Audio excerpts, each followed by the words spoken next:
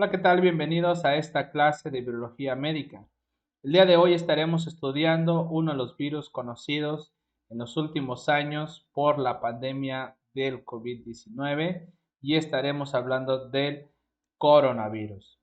Sin embargo, podemos mencionar que estos virus no son conocidos apenas en el 2019, el 2020, ni siquiera en el 2002 de las primeras epidemias y pandemias que hubo por estos tipos de virus, sino que ya tiene bastantes décadas de haber sido conocidos. Así es que los coronavirus se menciona que fueron identificados por primera vez en las décadas de los 1960 mediante el uso del microscopio electrónico para poder visualizar las proyecciones muy distintivas que tienen estos virus, que son glicoproteínas en forma de pico en la superficie de las partículas de virus que son envueltos. Rápidamente se reconoció que las infecciones por el coronavirus son bastante comunes, de hecho, y que son responsables de epidemias estacionales o locales de enfermedades respiratorias y hasta gastrointestinales en una gran variedad de animales.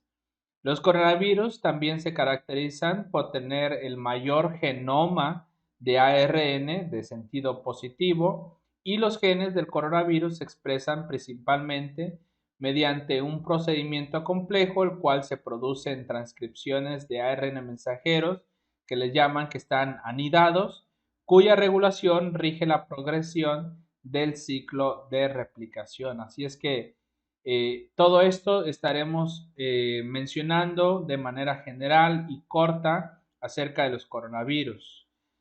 Y es que en cuanto a su clasificación, como ya mencionamos, este tipo de virus son extensos. Hay una gran variedad de coronavirus. No solamente infectan a los seres humanos, sino también infectan a otros animales. De hecho, como hemos podido observar en los últimos años de la pandemia del COVID-19, hemos observado que ha habido mutaciones. No todas son reportadas, simplemente aquellas por las cuales la Organización Mundial de la Salud cree que son importantes darle seguimiento. Hemos escuchado acerca de del COVID-19, tanto Omicron como Delta, y aún hay variantes de esta, el Omicron B1, B2. Entonces es importante saber que este tipo de coronavirus puede mutar fácilmente, tener variaciones y hasta provocar diferentes enfermedades, desde lo más leve hasta enfermedades muy graves. Podemos observar aquí microscopías o fotografías de microscopio electrónico de transmisión y que se pueden observar alrededor del virus en estos casos pequeños puntitos donde se pueden observar las proteínas que forman parte de la envoltura, que son glicoproteínas y que obviamente por su forma han sido llamadas como espigas. De hecho, esta es la razón por la cual estos virus son llamados coronavirus, porque tienen estas espigas y que están formando una corona alrededor de la envoltura.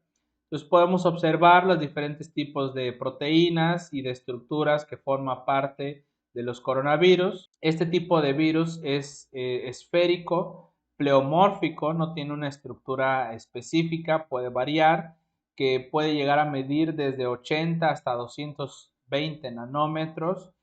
El envolvente es con peplómeros grandes y ampliamente espaciados en forma de garrote, así lo mencionan.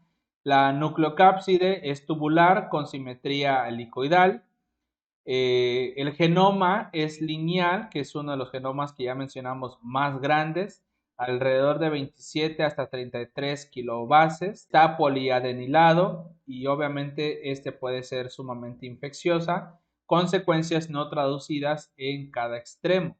Se menciona que puede haber de 3 hasta 4 proteínas estructurales, las cuales sería una de ellas la nucleoproteína, estaría la glicoproteína peplómero, que vendría siendo la espiga o la spike, glicoproteínas de membrana y en algunos casos la cuarta proteína sería una hemaglutinina estereasa. El genoma en realidad llega a codificar de 3 a 10 proteínas no estructurales adicionales, las cuales incluyen la ARN polimerasa, que es dependiente de ARN compuesto por subunidades escindidas de dos poliproteínas traducidas en el extremo 5 de la cadena, y este tipo de virus se llega a replicar en el citoplasma, característico de todos aquellos virus que tienen genoma, que tienen el genoma en forma de ARN. Este se llega a transcribir en un sentido negativo, es decir, hay una segunda copia del ARN de longitud completa, lo cual va a permitir también producir más ARN mensajeros y el ARN que ya va a formar parte del genoma de los nuevos virus. Aquí podemos observar otras fotografías, microscopías de más cercanas, donde se observan las glicoproteínas en forma de espigas, que son las spike o las proteínas tipo espiga. Y abajo tenemos una imagen del microscopio electrónico de barrido que se ha desarrollado en algunos institutos y se observa las partículas de los virus en color amarillo que emergen de células cultivadas en los laboratorios. ¿Qué podemos conocer y saber de este virus, de los coronavirus? Bueno, sobre todo ha habido tres pandemias, tres momentos importantes para el coronavirus. Número uno, se sabe que el hospedero primario son los murciélagos. Número dos, se sabe que estos pueden llegar a tener un segundos hospederos. Por lo menos el primer SARS que se habló es de otros tipos de animales y obviamente el ser humano. El año en el cual se conoció el primer tipo de pandemia del SARS fue en el 2002. La región donde inició también fue en China, en una provincia llamada Guangdong. Y se sabe que las regiones afectadas del SARS fueron hasta los cinco continentes y en total 27 países. Sin embargo, no es quizá tan, su tasa de infectabilidad no fue tan alta como la actual. Se sabe que hay alrededor de, o hubo alrededor de 8.098 personas infectadas con 774 muertes reportadas. Obviamente fueron de los primeros pacientes con un síndrome respiratorio agudo por el COVID. Así es que su tasa de mortalidad estuvo alrededor de 9.54%. Tenemos el otro que es el MERS. Este significa el síndrome respiratorio del Medio Oriente, también con el hospedero de los murciélagos. Se sabe que el hospedero secundario eran los camellos, de los cuales posiblemente pasaron hacia los seres humanos.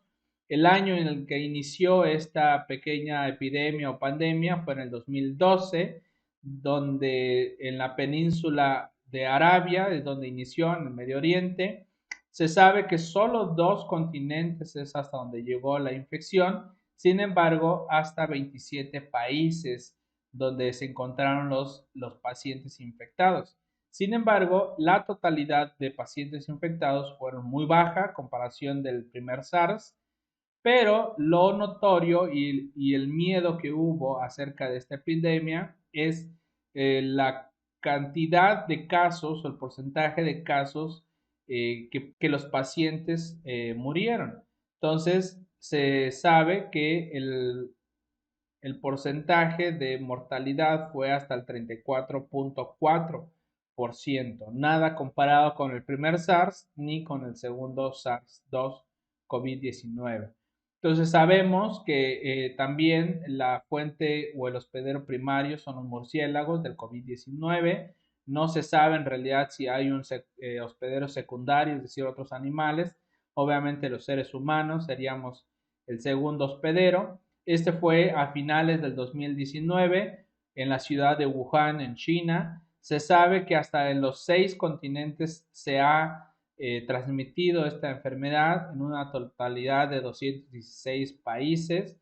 La cantidad de infectados pues asciende hasta más de millones y esta es solo la fecha en 1 de julio del 2020 y la cantidad de muertes con una tasa de mortalidad casi del 5%. Obviamente esto como ha sido ya hasta millones de personas infectadas y de pacientes muertos, pues en algunos países varía esa tasa de mortalidad, en algunos casos ha llegado a aumentar hasta el 10 o 12%. Entonces tenemos aquí la infografía de cómo el SARS-CoV-2, COVID-19, llega a infectar, cómo entra en las células, necesita un receptor ACE2 para poder irse hacia el interior. Hay proteínas que llegan a ayudar a la liberación del material genético, el cual puede llegar a funcionar como ARN mensajero. Sin embargo, también se llegan a producir 16 tipos de proteínas, el cuales estas no son estructurales y prácticamente forman parte de la transcripción y de la síntesis de los nuevos ARN y para la formación de los nuevos virus. Se sabe que hay una producción elevada de ARN mensajeros para poder ir sintetizando a gran escala los diferentes tipos de proteínas. Todo esto, de nuevo, como ya lo hemos mencionado en las clases anteriores, esto se lleva a cabo en el citoplasma, ya que estos virus, por tener material genético de ARN, no necesitan ir hacia el núcleo y no se produce un ADN secundario. Entonces todo esto se lleva a cabo en el citoplasma. Hay un complejo entre el retículo endoplásmico y el aparato de Golgi, donde se van formando las proteínas y se va haciendo la maduración.